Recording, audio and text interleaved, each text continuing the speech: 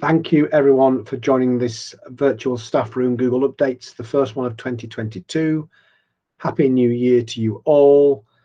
The pattern of these will be that I will go through all the updates that have happened in December. I know it seems like a bit to do it in reverse, and it seems a long way away, doesn't it, December? But it's just making sure that all those updates that came along that you did see and that you are aware of, and that you can start to look out for them. Almost all of these, because we're already on the 10th of January, are in place, so none of these should create any issues for any of you at all.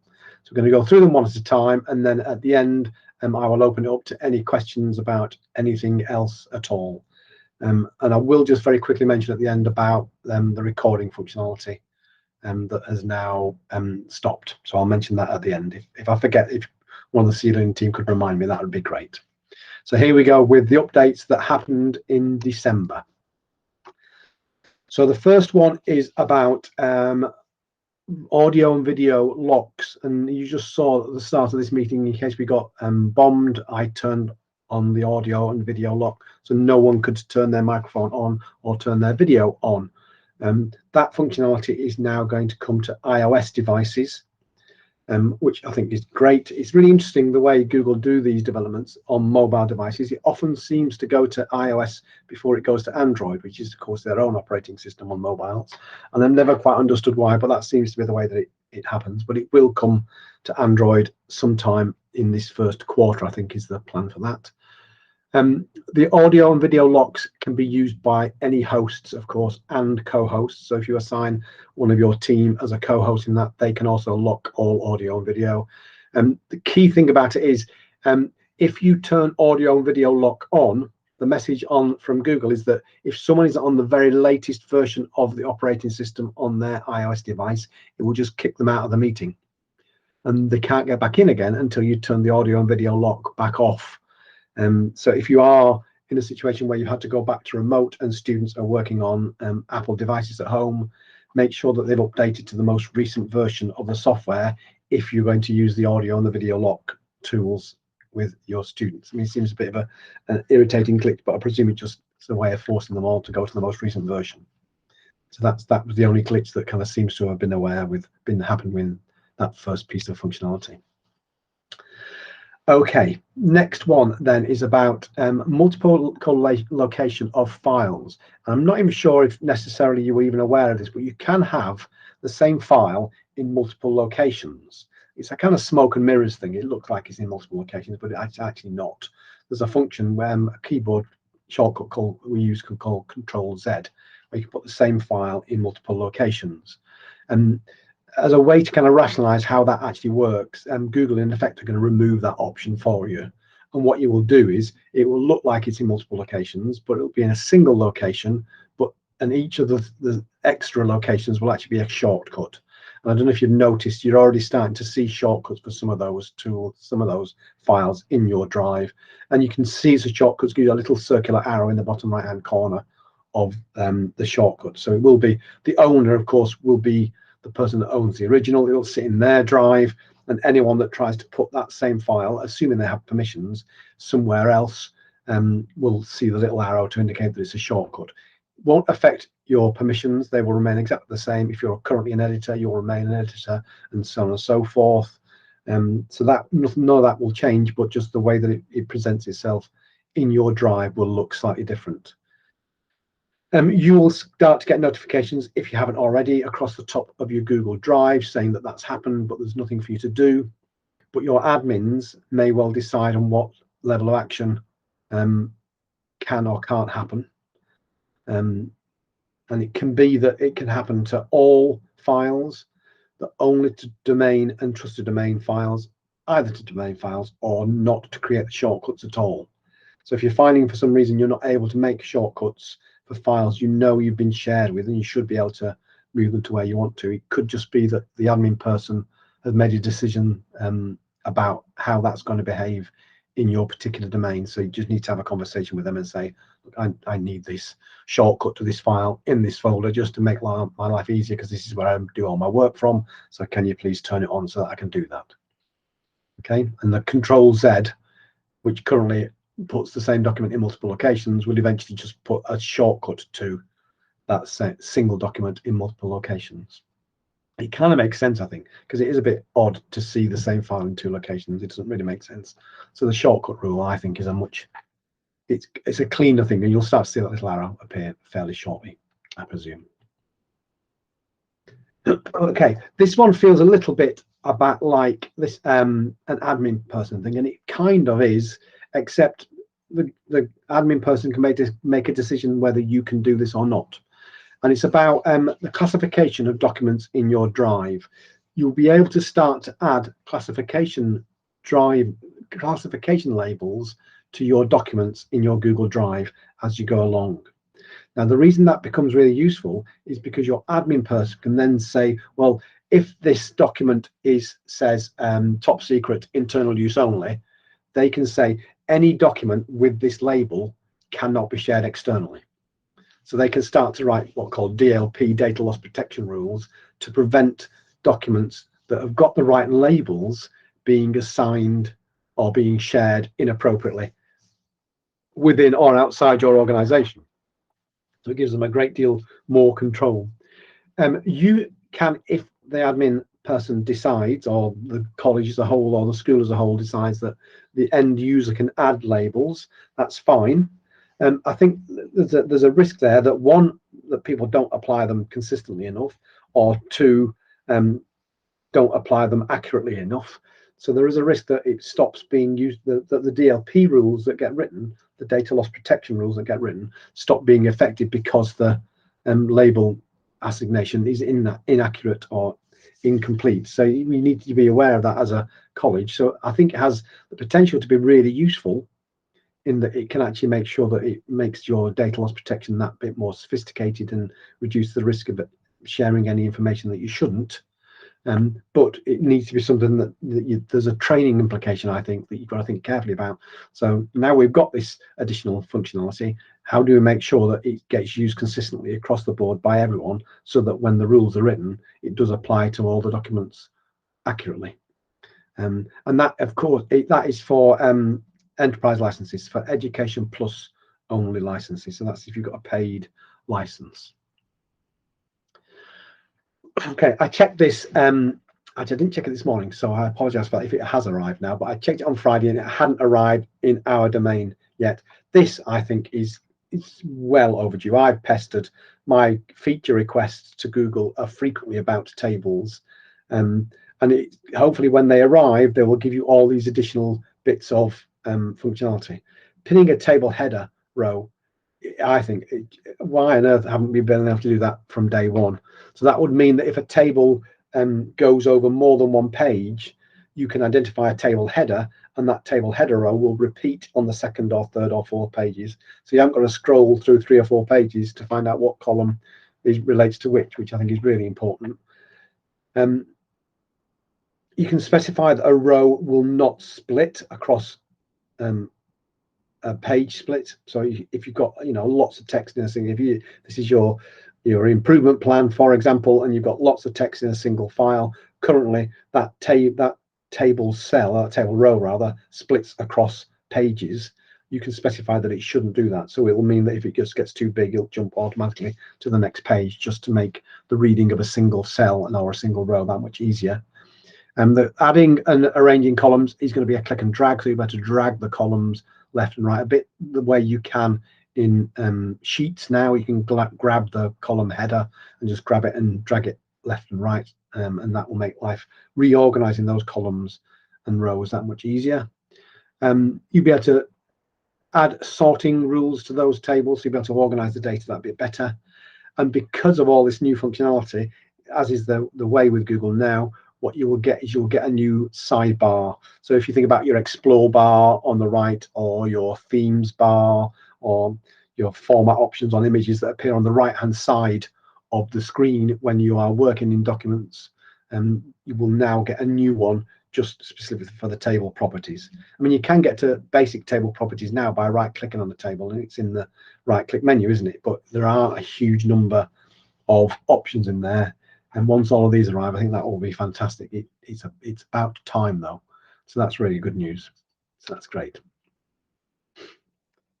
This only applies to anyone who's got Cisco Webex video conferencing software, but there is now greater integration between Cisco Webex and Google Meet, and that you can just the functionality to use either will appear inside calendar events and things, so it'll be much easier to use, or in the screen inside one of your meeting rooms and things, in the Meet hardware device interface and things.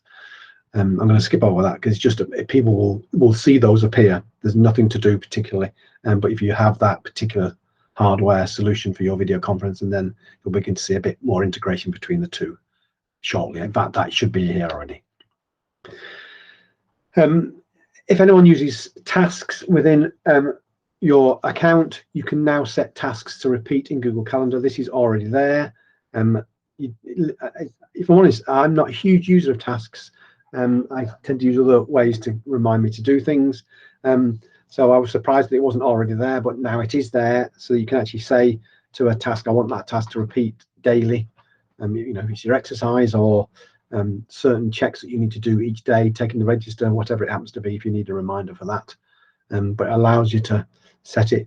And you can see by the image on the screen that it can be daily, but it can also be weekly or monthly, or you've got a whole load of different ready-built repeat options, or you can build your own custom one at the bottom there by specifying what the repeat pattern will be. So that is in tasks, which appears on the right-hand sidebar in calendar and in mail now as well. So it's there should you want it. This is a really nice one. I'm really pleased that this has arrived. I did know this was coming. This is great. So the picture in the background is of chat on a Chromebook, and you can see that where where I would write my message, where it says history is on, that's where the text field is. There's a little button on the left now, a little plus sign, which allows me to go and create Google Docs directly from within a chat. So if I'm working with my colleagues and I need to make a Google Sheet for some tracking of work, I can do that inside the Google chat, and all the permissions, i.e. the people who are in that group chat, that's Google Space, will get access to that sheet automatically, because a little sharing prompt pops up and saying, what's the rule about sharing on this and things. And you can do the same with calendars, and that calendar option has always been there. It's actually in this list down on the bottom right hand side. My mouse has disappeared. There we go. It's down. A calendar option appears down here now. It's probably hidden behind this little GIF. So you can actually add a calendar item straight within Google Chat anyway, but it just means there's greater integration, and that plus button is there. The little GIF that's floating on the top of the image in the background is exactly the same thing, but on a mobile device. Mine's a Pixel phone, but it will appear on other devices as well. And you've got the same options. You can create meet links and add files and things. And it's just, there's a lot of these coming out at the moment. It's all about that increased integration, because until these options appear, if you wanted a new Google Doc with that team of people, you'd have to have gone to create a Google Doc, either click the share button or copy the link and paste it back into the chat, and they would have been prompted to decide what the sharing is. This way, that all those processes are done automatically, and you don't necessarily have to go anywhere to do those tasks that you might ordinarily have to do. So that kind of reducing a couple of mouse clicks each time just builds efficiency over and over, and all these fractional gains, I think, go up to make, excuse me, a very significant saving over time. So they're great integrations, I think. So that's integrations into Workspace into Google Chat. So this is to do with calendar.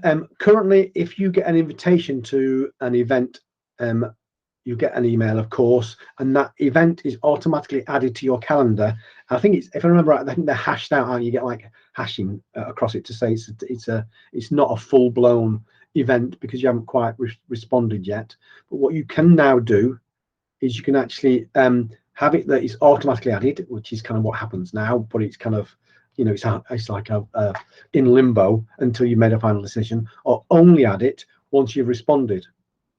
Now, if you are someone who gets lots and lots and lots of meetings in your calendar that kind of are overlapping, and it all gets a bit of a mess, particularly if you get lots of requests and you find yourself refusing a lot of requests, if you to be able to say no, only let them appear in my calendar when I've decided what to do with them. So if you accept it, it would appear. If you say no, it wouldn't appear, of course. That seems to me very, very useful, and it's inside the settings inside your calendar. So you hover over your main calendar, click on the three dots, calendar sharing settings, and it will appear in there. Again, I did check on Friday and this hadn't actually arrived at that point, but it's not to say that it's not there now because it's 3 days on. So that seems to me really sensible, particularly if you've got a very, very busy calendar with lots of requests for meetings. It means that it keeps it neat until you've made a decision, which is great. So I think this has been here for quite a little while now. This was certainly here in December because we were using this to demonstrate to some schools that you can force all the breakout rooms to close. Apologies for the BR. I don't normally use abbreviations. I did it when I was building them and didn't go back and add them as full-blown words. So you can now force breakout rooms to close. So originally you couldn't, and the students didn't have to return, but basically you can now do that. So if you've used breakout rooms, again, I should have put the label to say this is, of course, a paid for service. It's Education Plus. But if you're using breakout rooms when you're working online, then when you decide to close those rooms, you can force close them. Even if it's on a timer, you can still go in as the teacher, as the host, and close them early to bring everyone back, which is great. They get a notification saying they're being pulled back, but then you can force them to close. So you could give them sort of 10 seconds grace before you make the final click to pull them back in. Important to remember that, that from now on, the cameras and the mics will be turned off on return to the main room, which is quite important. So just be aware of that, that all their cameras and all their microphones were off. If you have a rule that everyone has the camera on, for example, they would need to come back to the main room and then turn their camera back on so that you can see them. Okay, so it gives the teacher that bit extra, the host or the teacher, a bit more control, which is exactly what you want, really. A fractional change here. Again, this is on mobile. You might have seen this or not, but in now you've got that your the icon of the account on which of the calendar that you're looking at that moment appears in the top right hand corner of the mobile screen now, so you know which calendar you're looking at. Previously it was all in the 3 bars, so you didn't know which calendar it was you were looking at, so it relatively theoretically quite easy to get it confused and not know which calendar you're working with, and you might added events to wrong calendars and things. So you can now actually click on the icon, it will open up and you can see the second picture shows you these are all my available calendars, so you can switch between calendars much quicker now, and you can see which calendar you're on, which is really, really great, I think. That button has been in Gmail for a little while, so you've been able to flip from account to account in Gmail for quite some time now, so I'm surprised it's taken them so long to get it into calendar, but it is now there, which is great. Okay, this one again might feel slightly like it ought to be an admin person, but it's actually not. If for some reason a document in your drive violates Google's abuse policies, then you will get a notification saying this document has been marked as a document that breaks these rules, and it will be locked.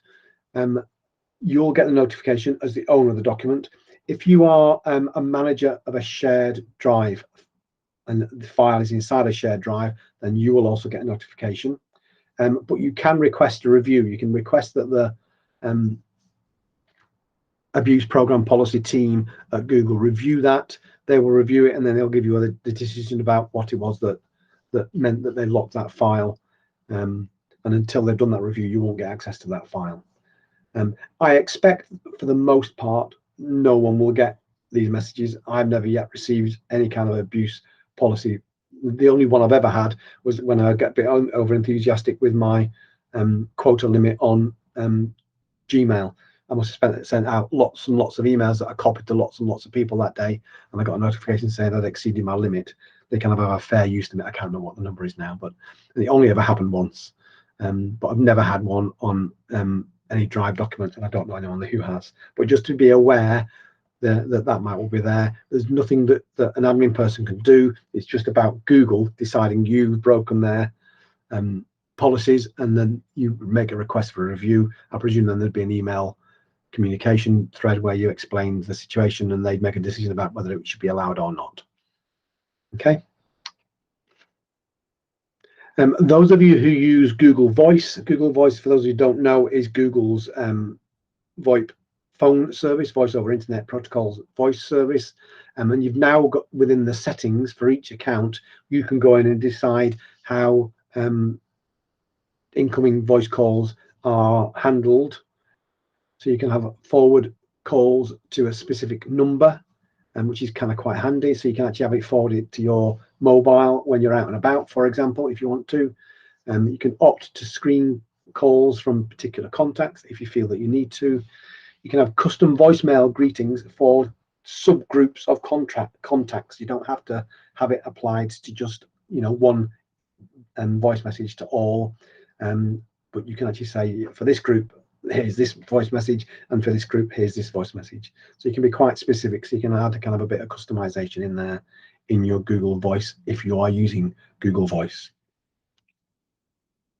And those are all the updates from Google. Actually, I included a couple in early January because I thought I might leave it too long if we don't get around to it until February. So the next one is Monday, the 7th of February.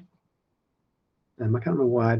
It's because it's not the first. The following Monday previous Monday is the very last day of January. That's why.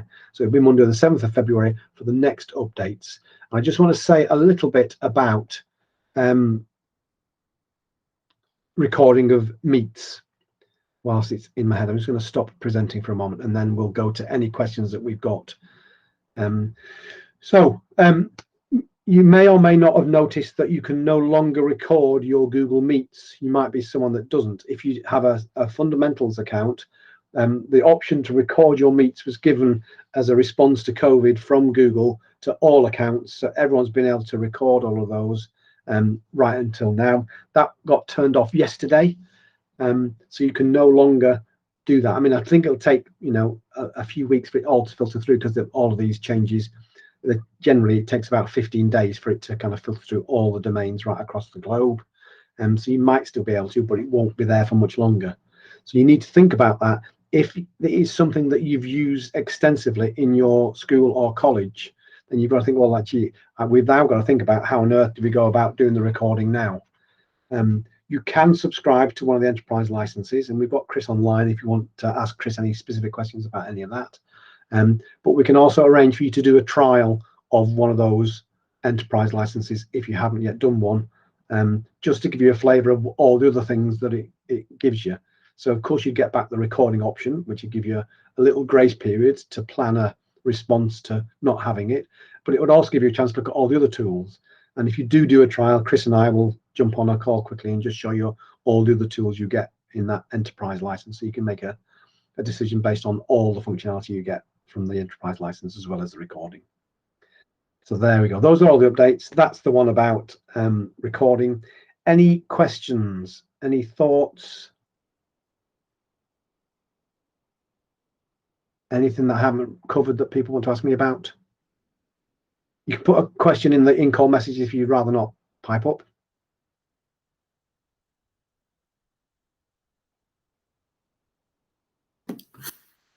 Yeah, Paul, I was saying about the labels within Drive could be useful for your data retention rules.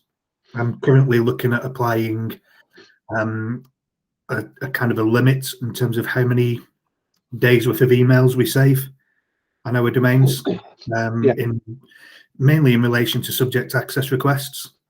Yeah, it could be that if it's set up in the same way once this is rolled out, you can use those labels to either apply exclusions to rules or to set up rules based on those labels. So I think that's going to be an interesting one to watch as that develops. Yeah, I agree. I think the one of the biggest challenges for schools is the massive amount of data that they have. And if you've got a blunt tool that says, let's just save everything, when you do get those information requests come in, then you think, oh, blimey, just the redaction process, of tens of thousands of documents and hundreds of thousands of emails, and you're allowed to, am I right, aren't you, Dave? You're allowed to charge for a freedom of information request, aren't you? But only a sensible amount. It's nominal. What we're finding with some of our schools is that parents are getting wise to this and are actually using subject access requests as a stick to beat the schools with. So if they have a disagreement with the head teacher, they'll bang a subject access request in without actually being that bothered about the data that comes out, but just knowing that it causes so much grief for the school. And it can take weeks or months to process just one of them. Yeah, yeah. And it's insane, isn't it? And it's right that people have access to their data, of course it is. But you want people who are making the subject access request to show the same sensible restraint that you are showing in terms of the sensible process of guarding that data. It's a bit of a nuisance, isn't it, in that respect, if someone's just misusing the law for that. So I think you're right, but I do think there's a challenge in terms of training. If you as a institution decide, yes, we will allow staff to apply the labels, then how do you make a decision about, you got to train them, haven't you? Because it could, if it's not applied consistently and someone's got, inaccurately assigned labels or no labels assigned at all, then stuff will get missed. So you'd need your label DLPs as well as standard DLPs that interrogate the data inside the document, wouldn't you? You'd have to have both. Yeah, it's there for email. I'm just in the middle of writing up documentation for it now. So our approach is to say that all email will be deleted after 6 months unless it's been labelled with one of these specific labels. So the staff have the ability to say, that's an important email, I need to save it. Whereas your 99% bump that comes into your inbox each day, unless you make the effort to label it, will be automatically deleted 6 months down the line. Yeah, absolutely. Jamie, you're quite right. One of the most abused laws. Didn't Tony Blair, isn't that the one thing that he regretted most about is it is. I've always believed, and I've always said many times, that when you're making a decision with something, always factor into your decision-making process what the unintended consequences might be. It's an approach that I stole from NASA many years ago. I had the privilege to be at NASA, and I got to meet an extraordinary person who trains astronauts, which is obviously one of the most dangerous, kind of complex jobs in the world. And I was listening to them talking, and of course, one of the things that they were very, very strong on was whenever a problem happens, which happens an awful lot in space, always be aware of what the unintended consequences might be before you take that action, because of course, the last thing in the world you want to do in a very serious situation is make things worse.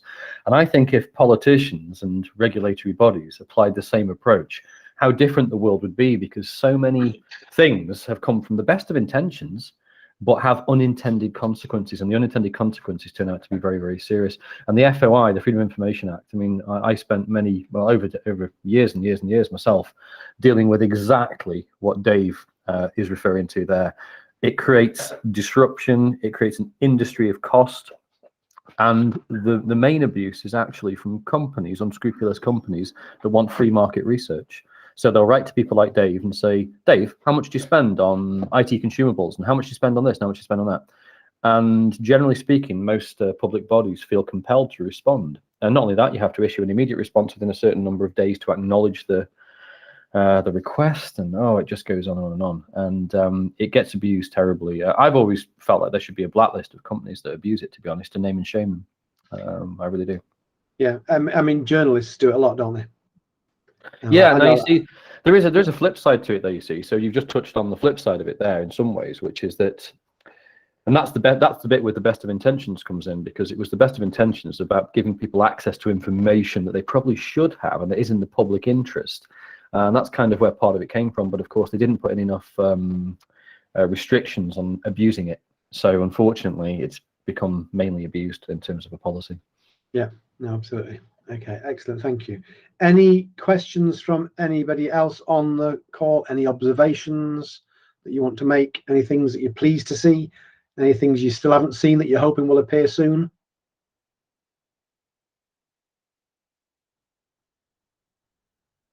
Again, you can put them in the chat if you don't want to unmute. I was going to say, I'll ping in here, Paul. Yeah, having suffered a few bombing issues in the past in various meetings, nice to see the ability to lock everybody down at the start of a meeting. I'm thinking maybe for the catch-up meetings for us, we could do that for Jamie, couldn't we? Just to stop him chatting non-stop. You'll never stop me bombing the meeting, honestly. He'll always find a way. But yeah, that's a nice new feature. I think from the Google Meet point of view, since I started, yeah, it was a fairly basic tool. I think it's sort of, going back sort of 18 months or so, and it's come on leaps and bounds, hasn't it, since then? Even things like the having sort of the green room, if you like, before you can actually get into a meeting, where you can request people to actually join and whatnot. The security side of things has certainly improved, and that's definitely good to see. Although I was going to say, we've got Andy, Marcus, Sophie, Dave. I know most of the people on this call, so I think we're all right today. Yeah. I mean, but I think you're right that all of the additional tools that have come into Meet have been phenomenal. Particularly post-COVID, we're seeing schools and colleges saying, actually, we want to keep the online option. So we've got schools and colleges building a percentage of their curriculum as online. I mean, I know Dave, the people don't know Dave necessarily, works for a multi-academy trust. So the age of his students means that the online option isn't there in the same way that it might be for an FE college, for example. But actually, because of the demographic that an FE college gets, they can say, well, actually, it suits our, if you've got, adults returning to education to get some GCSEs under their belt that have already got a job or a family or other commitments, that means that they can't be there at 3 o'clock on a Friday afternoon because it's just an hour and a half bus ride to do a 1 hour maths catch-up lesson to drive. And so it really suits them to go online. So for all the online tools now are so much better, I think, and it's made a really significant difference, particularly to the FE sector. Is that what you're thinking, Jamie? Yeah, and also I think a big thing for me has always been about accessibility and inclusion. And one of the big advantages that Google has always had and still has today is that it's the most accessible solution out there. I mean, many of us on this call will have to use multiple video calling technologies. So, for example, in any given day, I will be on a Zoom meeting, I'll be on a Teams meeting, and I'll be in a Google Meet meeting as well. And it's fine. I know my way around those tools, so I can operate them fine. I've got quite an expensive machine I access them from. But if you're in education, accessibility is a major issue. So you've got to do the best you can to make a best endeavor to make sure most students can access the video call that you're insisting that they use. And if you're using some of the other solutions out there other than Meet, I suspect many people on this call will already know that they can work and there's ways of getting them to work, but most students, and it's a lot harder for them with certain other solutions, where certainly with Teams, for example, I just know from personal experience that unless you've got a relatively modern and relatively high-spec Windows laptop, you can access it, but it's sometimes you're going to have performance issues, and as an educator, you just don't want any additional challenges in your day, do you? I think technology should make life easier for people and make life better. It should never, ever add additional stresses or anxieties around whether the technology is going to work. The best technologies you're not even aware of. They just work in the background. You don't even consciously think of them. And that's where I think Google has done some incredible work, because for me, that's just one of the reasons I use Google, and I love Google, is because it just works. Excellent. Andy, you got a question? Yeah, just a quick one from me. There's a couple of things. One was, one thing I'd love to see, and I'm sure it will come eventually, is in Google Meet particularly, is you've got the captions that turn on with the language in which you're speaking.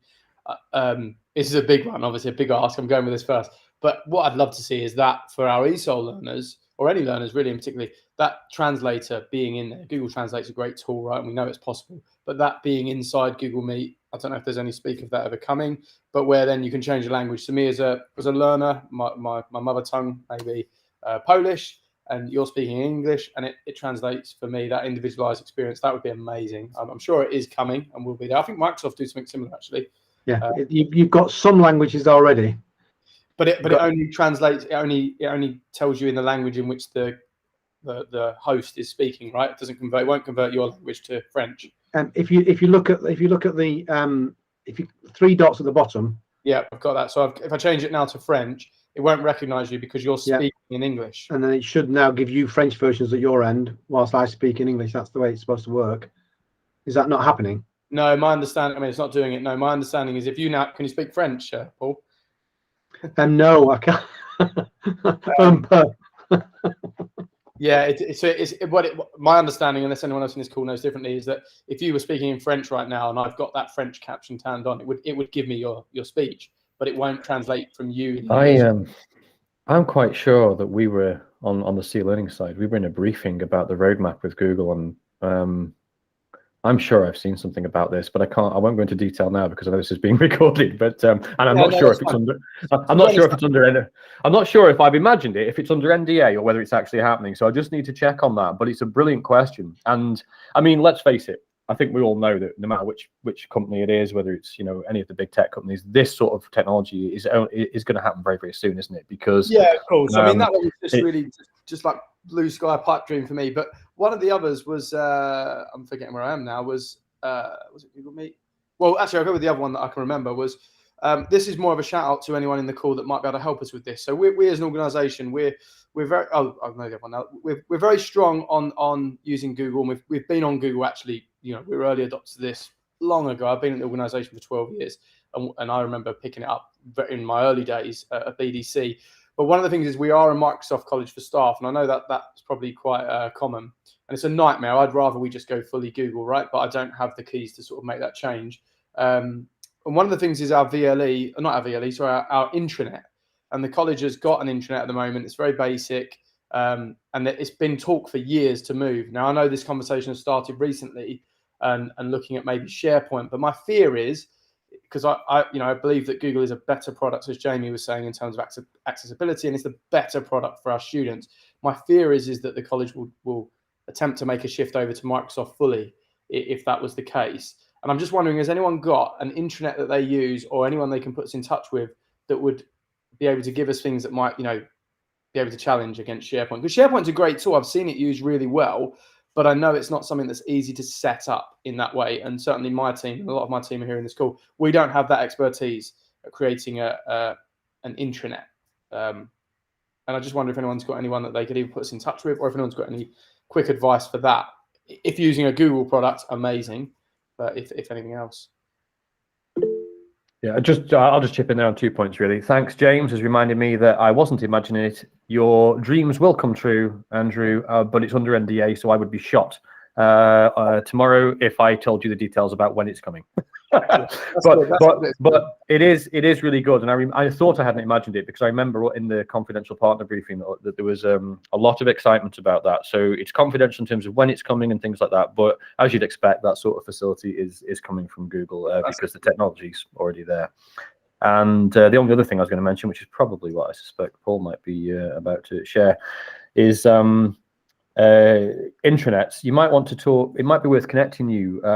If someone on our team can just make a note to maybe connect Andrew with Tony Warner over at Peterborough Regional College, when they were looking at intranets, and they did a big strategic review. So you may as well benefit from somebody else already having done the research and tested the market and all that sort of stuff. I mean, by all means, you'll obviously do your own, but I think it's always good to listen to people who've already done that journey you're thinking of. And Tony Warner, they actually went with something completely new. So they didn't look at people like Microsoft and Google and other things and go with the usual things like SharePoint or whatever.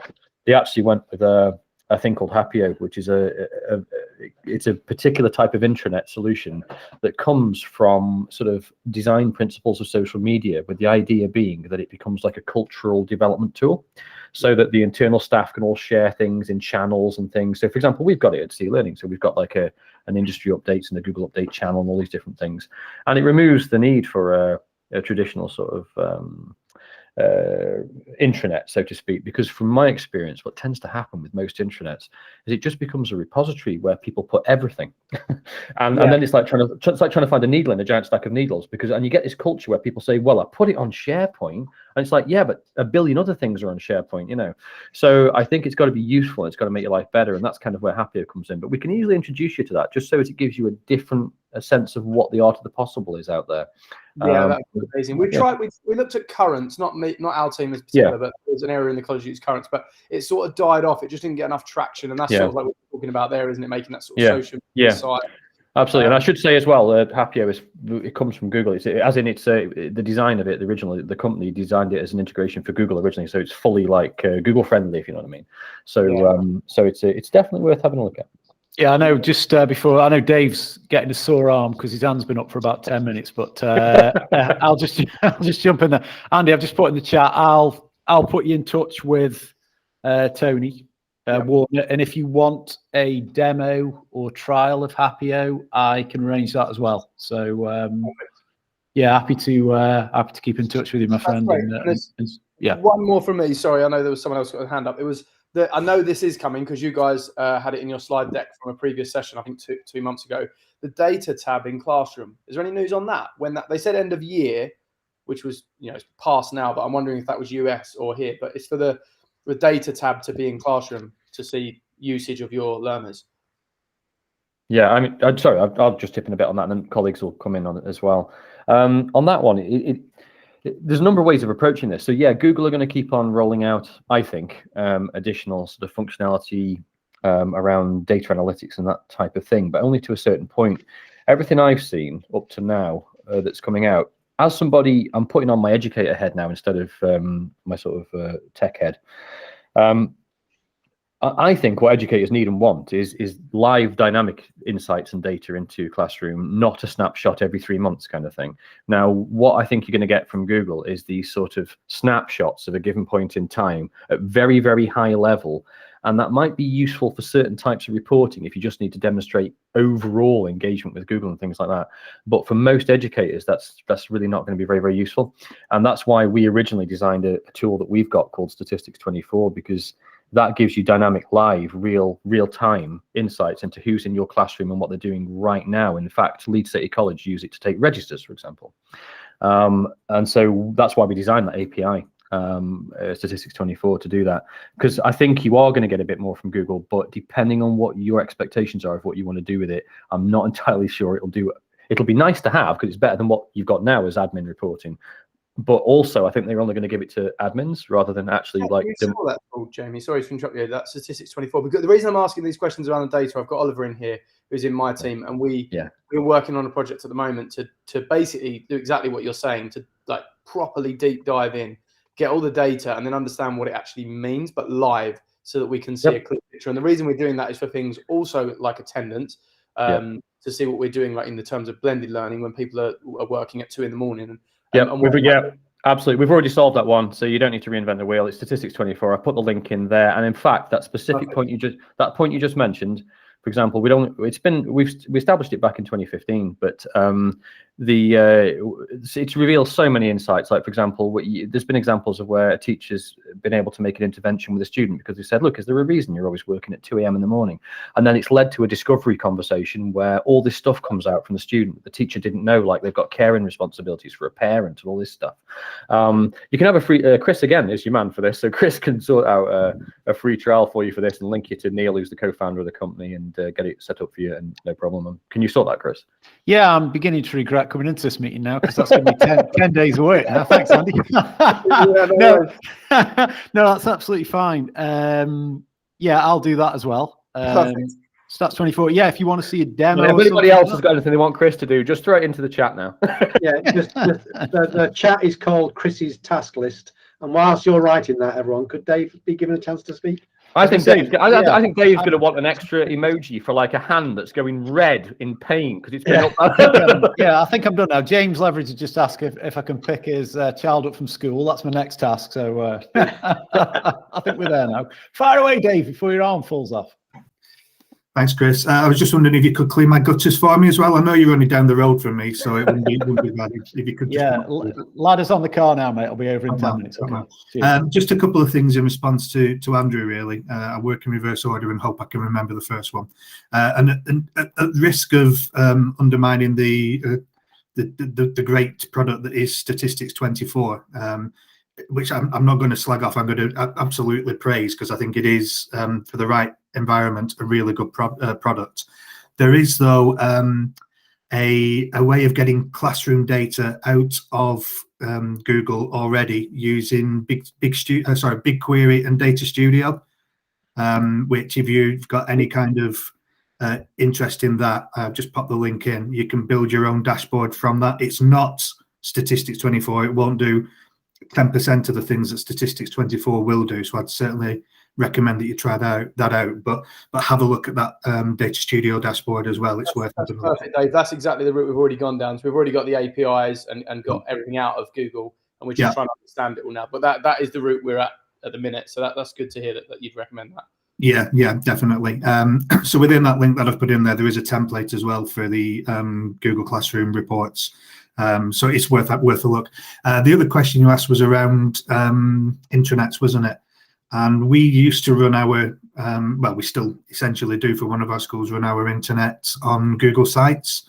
What we found, though, is that since we moved to what they still call the new Google Sites that came out about 4 years ago, is that they still haven't got page level permissions in place, which means that we're still running our original intranet site on classic Google Sites rather than the new ones. So it really depends what you want to do with an intranet. I was going to suggest a combination of Google Sites and Currents. If you've already tried Currents, then maybe it's not for you. Happio was, I had a quick look at that. It looks really interesting. I found that for what we were going to need it for, though, it was a little pricey. And I'm always a bit of a tight-fisted so-and-so and like to do things for free. So, but maybe have a look at Sites as well, because if it's just a matter of providing information to your staff, then you can do quite a lot on Google Sites out of the box without a third-party product. That's perfect, Dave. That actually, we use Sites for our portal, our student portal, and that works well. But exactly the thing you've said, you know, the risk is that the more people, the more stakeholders you get involved in anything like this, which anyway is huge at the beginning, right? When you're creating an intranet, so everyone needs their piece in there.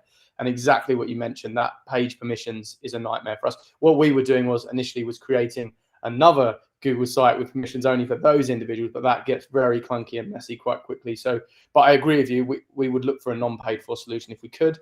I also, you know, it's not necessarily my view that an intranet is the way to go forward anyway. I think that's quite an old hat way of doing it. But when you've got, you know, CEOs that are old hat, they want it that way, it's very difficult to challenge it. But again, it's great to hear that you've gone down those routes as well, because that's sort of where we are and we're having the same problems. But what do you use now then? What's your actual current intranet? Is it that? So we are still using Google Sites. We're just not able to do with new sites what we could do with classic sites. So in terms of what we're looking to see in the future, that really is the one thing that I think has, given that it has been so long since new sites came out, and I've raised it on many occasions with support, it would be the one thing that we'd really like to see would be page level permissions, because then you can have areas of the internet that are behind sign-ins and that are only accessible to people in approved groups. So we're still using it, we're just not using it as much as we'd like to be able to do. Brilliant. Okay, that's great. Thanks for that. I think with all of these things, there's a cultural question in as much as it's all very well and good to stick everything in a single place, but they need to be driven. Their usage needs to be driven. So you need people that are putting content on there that is relevant to the people that you want to go and visit, and you need some mechanism that encourages people to contribute. So the tool of itself is not just, it's part of the picture, isn't it? You get the right tool, it makes that job easier, but you've got a cultural question about how do we make sure people do engage with the communication tools that we choose within our organization. And that's the much more difficult part, isn't it? And it goes back to starting with the why, doesn't it? You know, what is it that you want to achieve with it? And that's, you know, you've got to go right back to that point to decide what the right path to take is. Because if it is purely for information sharing rather than for encouraging people to share with each other, then you go down a different path than if you want it to be a dynamic, active project. Yeah, I agree. Excellent. Thank you for that. There's some fantastic questions and comments there, Dave. Any other questions, thoughts from anybody else?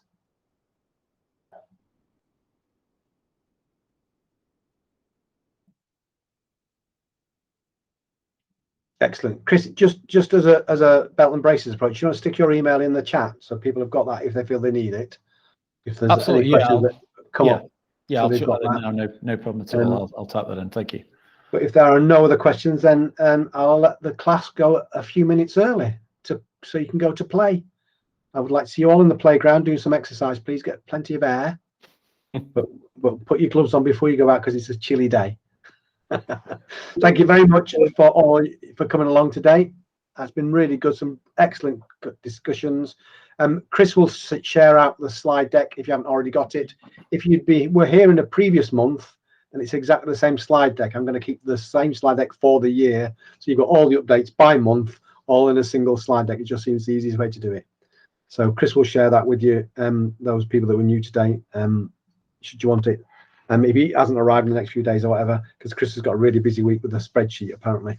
Then just drop Chris an email and he'll send it over to you, or me indeed, and mine follows the same pattern. Let's put mine in there in case you need it. So if you don't get the things you need, you don't get the slide deck in the next couple of days, just drop us a note and we'll make sure that you get it shared with you. Other than that, I'll say thank you very much for coming along. Enjoy the rest of your day, and hopefully I will see you at the next update. The techie one is tomorrow, so I may see some of you there. Thanks very much for coming along. Great. Thanks, Paul. Thanks all. See you. Cheers. Bye-bye. Bye-bye. You're welcome. Thanks very much for coming along.